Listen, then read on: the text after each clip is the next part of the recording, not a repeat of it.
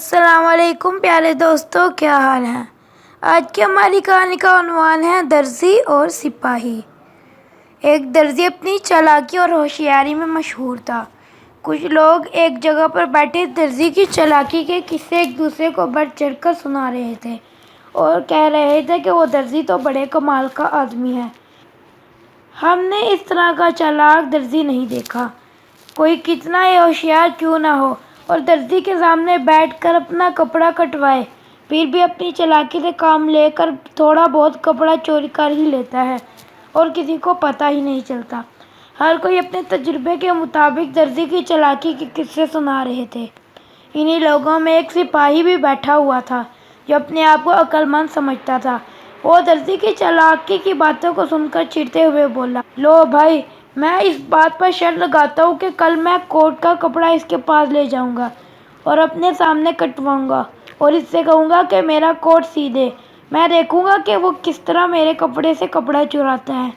اگر اس نے مجھے اس معاملے میں دھوکہ دیا اور اپنا ہنر دکھا دیا اور واقعی میرے کپڑے میں سے تھوڑا سا کپڑا چوری کر لیا تو میں تم لوگوں کو منہ مانگا انعام دوں گا۔ چنانچہ سپاہی خود ہی اس طرح کی شرط لگا کر اگلے دن کوٹ کا کپڑا لے کر درزی کی دکان پر پہنچا اور کہنے لگا، یہ میرا کوٹ کا کپڑا ہے، اس کا کوٹ تیار کرنا ہے، مگر بات یہ ہے کہ کپڑے کی کٹائی اسی وقت میرے سامنے کرو، کیونکہ میں نے تمہاری چالاکی اور ہوشیاری کی بڑی کہانیاں سنی ہیں، لیکن میں بھی کچھ کم نہیں ہوں، تمہارے دھوکے میں آنے والا نہیں ہوں، میں دیکھتا ہوں کہ تم کتنے ہوشیار اور چالاک ہو۔ درزی نے سر اٹھا کر سپاہی کی طرف دیکھا اور دل میں ہنسا بھی، کہنے لگا، حضور تشریف رکھیں، میں تو بڑا ایماندار آدمی ہوں، معلوم ہوتا ہے کہ آپ کے دل میں میرے بارے میں کسی نے غلط فہمی پیدا کر دی ہے۔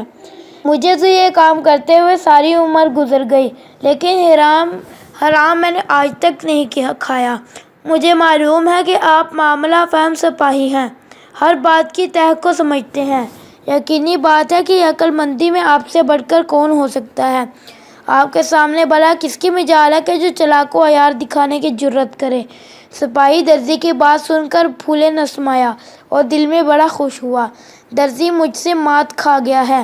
سپاہی نے اپنا کپڑا درزی کی طرف بڑھا دیا۔ درزی نے کینچی سے کپڑے کو کاٹنا شروع کیا۔ اب سپاہی چوکس ہو کر بیٹھ گیا اور اس کی نظریں کینچی اور درزی کے ہاتھوں پر گڑ گئیں۔ درزی جہاں چالاک و عیاری میں ماہر تھا، وہاں وہ لطیفہ گوئی اور مسخرہ پن میں بھی اپنا جواب نہ رکھتا تھا۔ بے شمار لطیفے اس کو زبانی یاد تھے۔ ان نے جب سپاہی کو اس قدر چوکنا ہو کر بیٹھا دیکھا تو کپڑا کاٹتے کاٹتے اچانک ایسا زبردست لطیفہ سنایا کہ جسے سن کر سپاہی ہنستے ہنستے دوہرا ہو گیا۔ اسی ہنسی کے عالم میں اس کا سر کافی آگے کی طرف جھک گیا۔ درزی اس موقع کی تلاش میں تھا، انہیں جلدی سے تھوڑا سا کپڑا کاٹ کر چھپا لیا۔ ہنستے ہنستے جب اس کی حالت ذرا سی سنبھلی تو سر اٹھاتے ہوئے بولا، یار ماسٹر، ایک لطیفہ اور سنا دو۔